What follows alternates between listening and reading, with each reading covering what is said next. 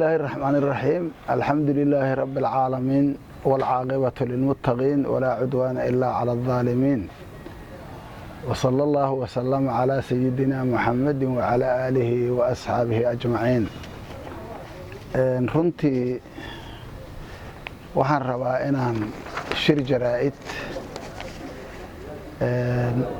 aan ka qabto arrintii shala ka dhacday magaalada Kismaayo taas oo aan u arkay runtii mid ummadda Soomaaliyeed lagu niyad jebinayo marka aan arrintaasi si toos ah uga hadlo waxay ahaayeen dadkaas kuwa raba hakinta hanka shacabka Soomaaliyeed runtii marka aan leeyahay hakinta shacabka Soomaaliyeed hankeeda in la hakiyo waxay u muuqdeen dad careysan oo markaas aan isdhihi karo waa dad loo adeegsanayo in hakinta hanka shacabka Soomaaliyeed maadaama ummaddaanu ay higsi leedahay soona kabanayso qodobkaas markii aan saas uga baxo marka laga soo gudbo in ay iyagu ay yihiin kuwa dawladda shisheeye u shaqeeya oo markaas loo adeegsanayo shacabka ummadda Soomaaliyeed in lagu niyad jebiyo runtii markaan eegay waxay igala koobnaadeen amba ay ka kooban yihiin dhowr guruub oo ishuwan runtii kuwa waxaa la oran karaa amba la dhihi karaa waa kuwa xukunka horena ugu fashilmay oo dalka la yacay isla markaasna hadda inay xukunka ku soo naqdaan ku macagtoobay kuwana waxaa la oran karaa waa kuwa dalaaliina oo siyaasadda ugu jira inay lacag ka abuuraan oo mar walba jecel inay businesskii ay ku jiri jireen inta ka soo wareegaan siyaasadda ay business ka dhigtaan maamulkii qaranka ummadda Soomaaliyeed loogu adeegi lahaa ayay lacag ka dhex samaynayaan waxaan is-iri kuwa kale waa kuwa si gaar ah loogu adeegto oo aan xataa haddii ay isbedeli lahaayeen ka baqaya kuwii sida khaaska u adeegsanaya kuwana waa kuwa dalka dembiya ka galay oo aan isleeyahay hadda waxaa ugu weyn murunka geliya baddi Soomaaliya kuwa murunka geliyey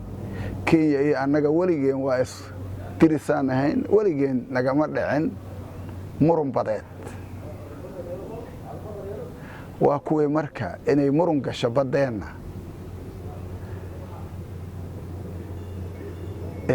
runtii suurto geliyey iyagoo dana khaasa halkaas ka raadinaya taasina waxay meesha soo gelisay runtii inay ummadda Soomaaliyeed ku xisaabtanto dalkeeda cid kasta oo taaka ka mid ah bixisay inaan shacabkan Soomaaliyeed oona weligiis ka herayn maanka ku haaya markii arrimahaas oo dhan la isku soo duuduubo waxyaabaha aan isleeyahay waxaa ka ratibmi kara waa dembiyo dembiyadaasoo marka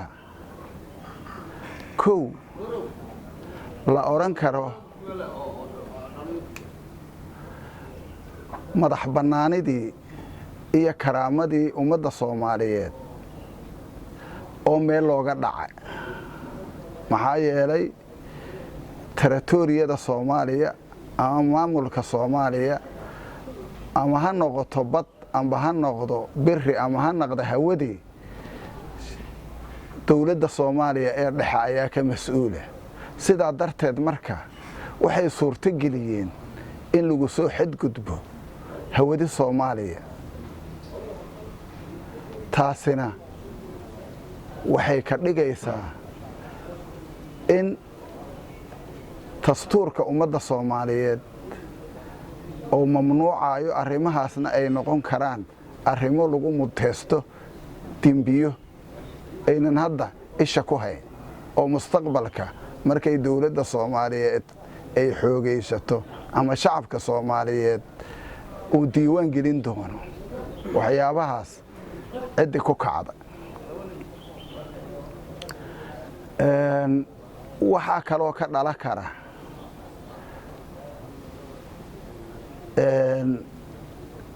ummad islaam ama ummadda Soomaaliyeed oo muslimka in ay mar walba aynan cafi doonin dadkaas iyaga wiiqaaya qarannimadoodii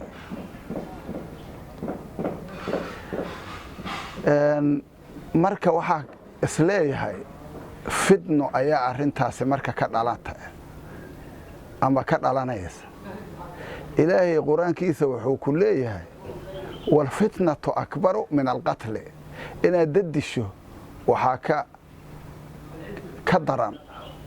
inaad fitna abuurto maxaa yeelay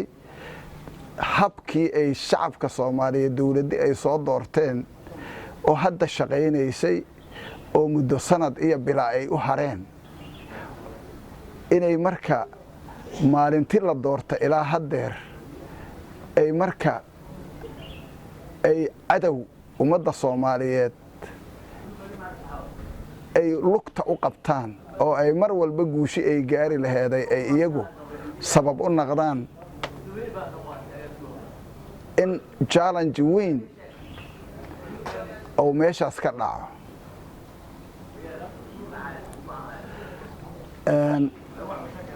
runtii marka fidnadaas na waa ka ratibme oo ilaahay quraankiisa ku sheegay waxa kale oo aan anagu isleenahay markaan ka hadlayno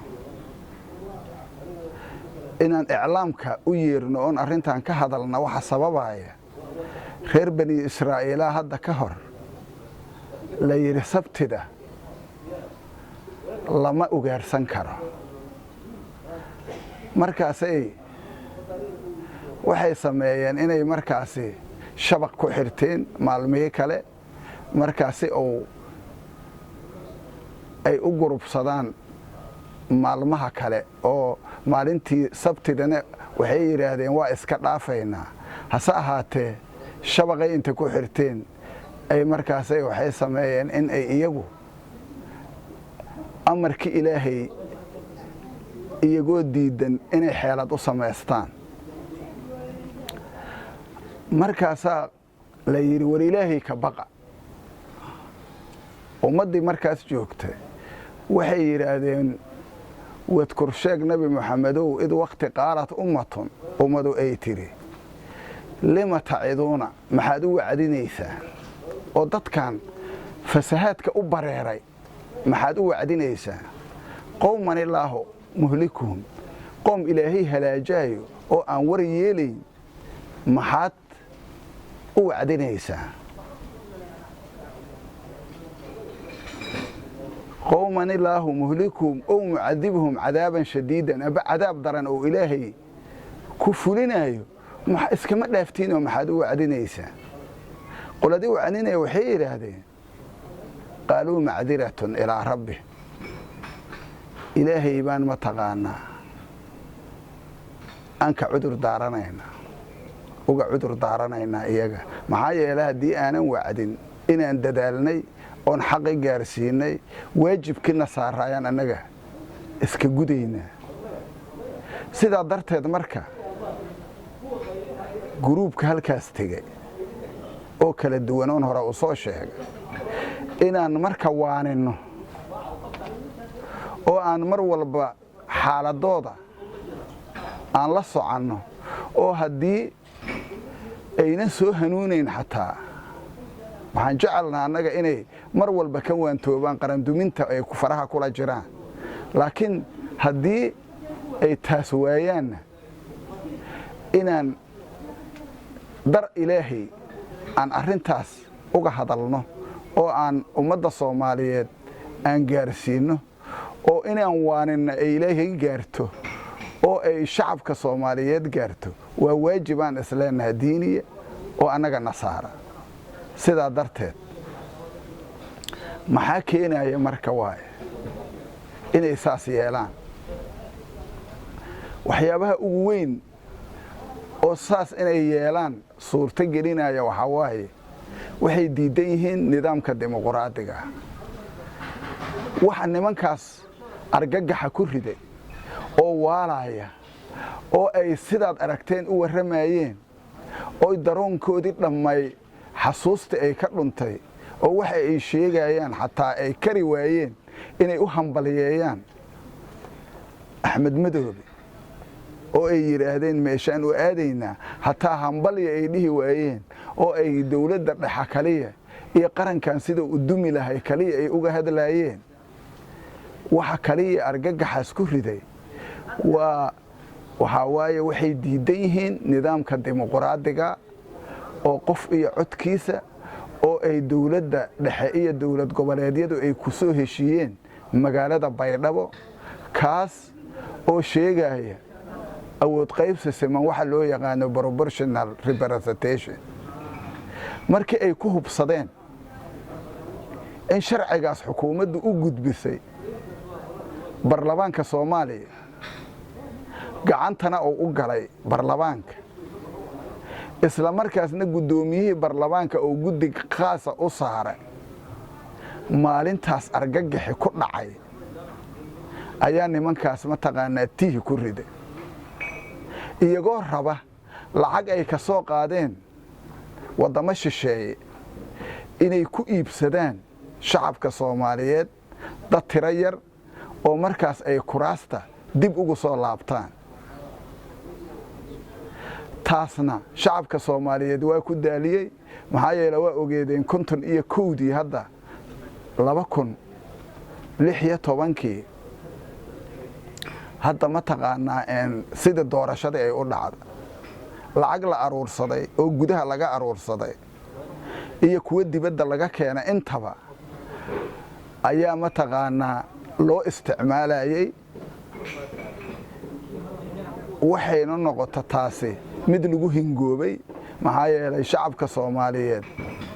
mar walba waxay diidayeen arrinkaas oo ka soo horjeedeen halkii ay doorashada ka filayeen wati ay ku hingoobeen maanta marka inay marka dib u soo laabtaan oo shacabkii Soomaaliyeed ay afduubaan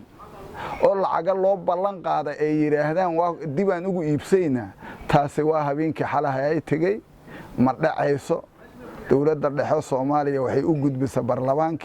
baarlamaankina guddiga u saaray guddigiina gacanta ku haya waxaana dhici doonta doorasho hal qof iyo hal cod ah waxaan marka ugu baaqayaa inay arrintaas ka waantoobaan ugu dambeyntii waxaan rabaa shacabka Soomaaliyeed inaan u sheego inay u diyaar garoobaan sidii ay midnimadooda iyo karaamadoodana u ilaali lahaayeen nidaamkaas dimuqraadiga oo qof iyo codkiisana markii ay timaado ay kaarkoora u qaada lahaayeen una coday lahaayeen arrintaasaan ugu baaqaa waana inay difaacdaan sharaftooda iyo karaamadooda kooxdaasna alxamdulilaah aan leeyahay ilaahayaa bare inay gaar u miirmaan oo ay kala baxdo oo dadkii wiiqaaya qarannimada Soomaaliyeed siday u badnaayeen ay meel isugu tageen markii laga reebo dad hayiraaca oo aan isleeyahay ogaallo ayaa meesha geynayso gurdankay raacaya waxaad arkayseen sida loola hadla markii aan eegno aadan barre ducaale sidii uu ula hadla iyo maahmaahdii uu halkaa ka yiri iyo sida ay u sabcinayeen damiir la'aantooda taas ayaa kaaga filan maahmaha iyaga khusaysa oo iyaga sheegaysa waxa ay yihiin ayay xataa damiirkoodu sii waayey inay arrintaas ay wax ka yidhaahdaan marka waxay taasi ku tusaysaa siday gun u yihiin sida ay damiir aynan u lahayn sida aynan u xafafsahayn sida ay u itaal beeleen sida ay u quusteen aad halkaas ka arkaysiin sidaa darteed marka mar labaad iyo mar saddexaad waxaan leeyahay shacabka Soomaaliyeed dawladooda dhexa ha taageereen qof iyo codkiisa u gudbeen maxaa yeelay Soomaaliya soo kabashay ku jirtaa soo kabashadina meel wanaagsanay mare shacabka Soomaaliyeed wakiilkooda hogaaminaya inay dib u doortaan oo codkooda ku doortaan ayaana xalka kama dambaysta ah taas marka ha u diyaar garoobaano ha u tafaxaytaano shacabka Soomaaliyeed aan leeyahay aad iyo aad u mahadsantihiin